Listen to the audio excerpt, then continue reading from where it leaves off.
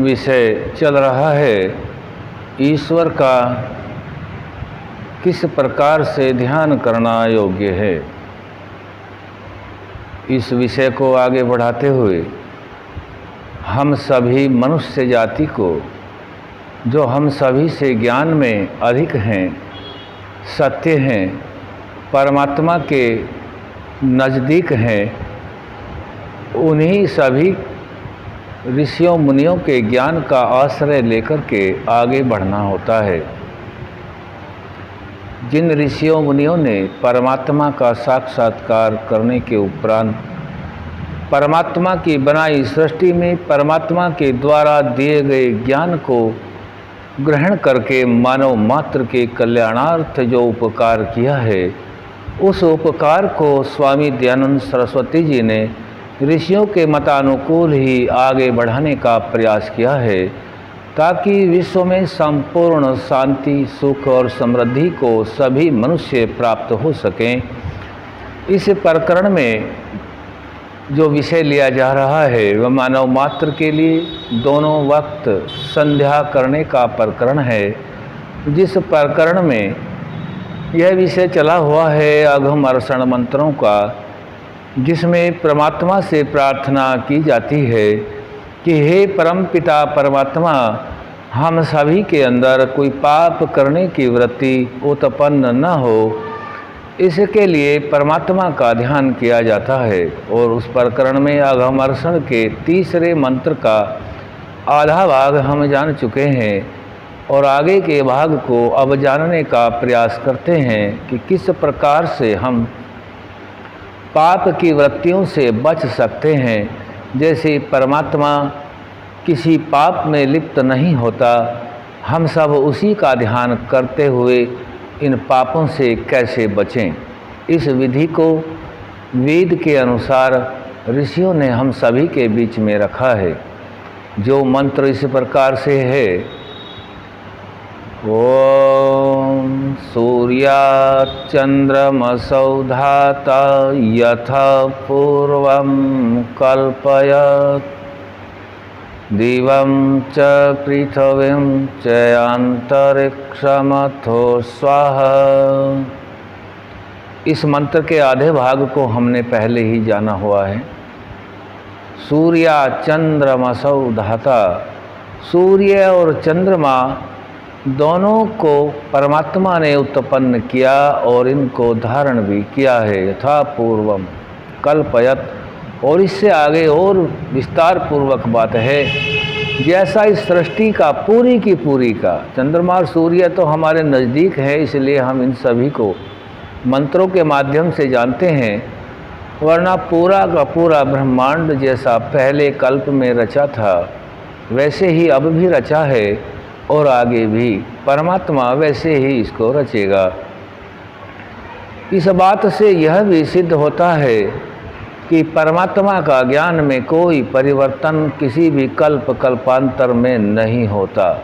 जैसे मनुष्य पल पल में अपने ज्ञान को क्षमा करने के लिए प्रार्थना करता है, वैसे परमात्मा नहीं है, क्योंकि परमात्मा परम पूर्ण है, विश्वसनीय है, पूजनीय है, सर्वोपरि है, उसमें कोई परिवर्तन या उसके ज्ञान में नहीं होता। आगे का भाग है,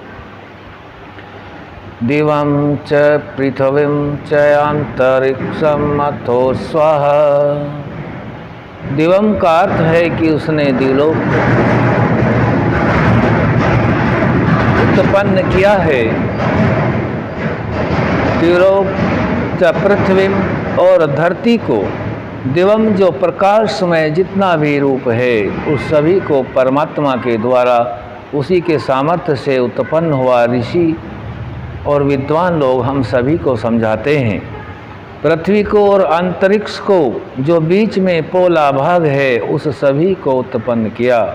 अथ और जो स्वयं जितने भी लोकांतर हैं, जहाँ तक भी नजरें जाती हैं, इस ब्रह्मांड के अंदर जहाँ तक भी अभी मनुष्य ज्ञान को प्राप्त कर पाया है, वहाँ तक और जहाँ ज्ञान प्राप्त नहीं हुआ और ना शायद आगे होने की उम्मीद है, उस सभी का सृजन परमपिता परमात्मा के द्वारा होता है। मानव मात्र के कल्याणार्थ पूरी सृष्टि का सृजन दिवम च पृथ्वीम चयांतरिक्षमथो स्वाहा, चाहे उसमें प्रकाश में रूप है, दिवम च पृथ्वी धरती है, अंतरिक्ष चाहे यह बीच का पोला भाग है, और जितने भी लोकांतर हैं वह सभी परमात्मा के अनंत सामर्थ्य से ही बनते हैं। कोई देहधारी मनुष्य इस पूरे ब्रह्मांड का कोई भी निर्माण नहीं कर सकता, और सभी प्राणी मात्र के कल्याण के लिए भोजन आदि न्याय की व्यवस्था नहीं कर सकता। इसलिए परमात्मा के द्वारा सृजित यह सब शासन, न्याय और शिक्षा पूर्ण है। इसमें कोई परिवर्तन कभी भी नहीं होता है। और न ऐसा है कि ये ग्रंथ आज है, कल इसमें परिवर्तन होगा। परमात्मा के ज्ञान में कोई परिवर्तन नहीं।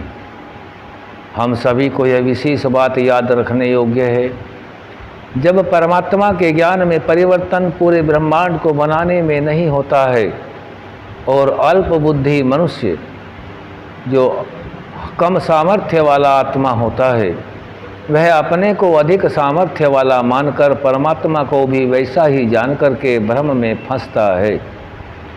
यदि यही हम सभी आत्माएं यही बात को हम निश्चय कर लें, धारण कर लें कि हम सभी जो सत्य होता है अल्पज्य होते हैं और परमात्मा का दिए ज्ञान के अनुसार ही हमारी उन्नति होना संभव है, तब हमारे अंदर किसी भी वस्तु, पदार्थ, ज्ञान आदि के प्रति कोई अहंकार के भाव उत्पन्न नहीं होते। और जब अहंकार के भाव उत्पन्न नहीं होंगे, क्रोध उत्पन्न नहीं होगा, द्वेष नहीं होगा, केवल परमात्मा के प्रति समर्पण, उसके प्रति हम सभी की श्रद्धा होगी, तब वहाँ पाप की वृत्ति पनपने का अवसर ही नहीं होता। विचार करने योग्य है कि जब हम किसी कार्य को परमात्मा को साक्षी मान करके करते हैं तो वह यथावत हमारे सभी कार्यों को देखता है। दूसरी जो त्रुटि यह करते हैं हम सभी कि उसका फल शीघ्र चाहते हैं। परमात्मा ऐसा नहीं कि वो हमारे बताए अनुसार, हमारे किए कर्म के अनुसार उसी समय उसका फल देता है, उसी समय उसका फल नहीं होता। यह मनु महाराज ने अपनी स्मृतियों से भी हमें समझाया है, जो स्मृति बता रही है। ना धर्मश्चरितो लोक सत्य फलती गौरई शनैरावर्तमानस्तु कूर्तमूलानि कृंतति। जब मनुष्य अधर्म करता है तब उसका फल उसी समय नहीं होता। इसीलिए अज्ञानी लोग अधर्म करने से नहीं डरते, तथापि यह निश्चय जानो कि वह अधर्म आचरण धीरे धीरे तुम्हारे सुख के मूलों को काटता चला जाता है। इस श्लोक से भी इस मंत्र की अगमर्षण के मंत्रों की पूर्ति होती है, क्योंकि हम सभी को शीघ्र फल नहीं चाहना, और परमात्मा अपना न्याय व्यवस्था किसी के हाथ में नहीं देता। आत्मा और परमात्मा के बीच में कोई बिचौलिया नहीं है। आत्मा और परमात्मा के बीच में एक सूक्ष्म शरीर होता है, जिसमें आत्माओं के द्वारा किए गए कर्मों की सारी वृत्तियां जमा होती हैं, और परमात्मा उसी के आधार पर सूक्ष्म शरीर के साथ आत्मा को जन्म जन्मांतरों में अन्य अन्य शरीरों में भेजता है। और जब इस शरीर के अंदर वृत्तियाँ उत्पन्न होनी बंद हो जाती हैं, तब यह आत्मा मोक्ष को प्राप्त हो जाता है। जब तक यह आत्मा शरीरों के साथ रहता है, जब तक इसके अंदर कर्माशय बनता रहता है, और यदि कर्माशय बनना बंद हो जाता है, तब यह परमात्मा के आधार से मोक्ष में रहता है और मुक्ति के आनंद को अनंत समय तक भोगता है। 31,000 बार जब प्रलय होगा, सृष्टि का समय होगा, उतनी बार मुक्ति का समय होता है, और इतने समय तक परमात्मा मुक्ति का सुख भोग करके पुनः सृष्टि में आता है। इन मंत्रों से हम सभी ने यह जाना है कि हम जो सब यह कार्य कर रहे हैं, यह कार्य केवल हमने उत्पन्न नहीं किया, हम उत्पन्न हुई सृष्टि के अंदर रहते हैं, और यह सभी परमात्मा की देन होती है। आज तक हमने इस मंत्र को जाना है, आगे का विषय फिर रखेंगे। ओम शम।